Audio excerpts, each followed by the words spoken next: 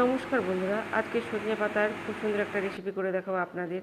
আর সজনে পাতায় রয়েছে অনেক পুষ্টিগুণ। তো আসুন কীভাবে বানাচ্ছি।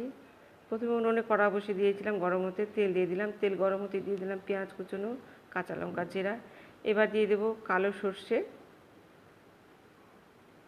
একটু নেড়ে চেড়ে দিয়ে দেবো কেটে রাখা আলু আর কাবলি ছোলা। কাবলি ছোলাগুলো আমি ভিজিয়ে রেখেছিলাম 2 থেকে 3 ঘন্টা।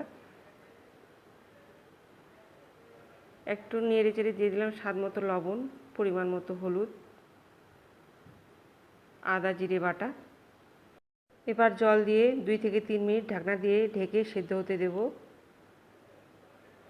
2 থেকে 3 মিনিট হয়ে গেছে, আলুগুলো পুরোপুরি সেদ্ধ হয়ে গেছে। দিয়ে দিলাম ঢ্যাঁড়সগুলো, দিয়ে দিলাম কয়েকটা ভাজা সয়াবিন। একটু নেড়ে চেড়ে দিয়ে দেবো সজনে পাতাগুলো।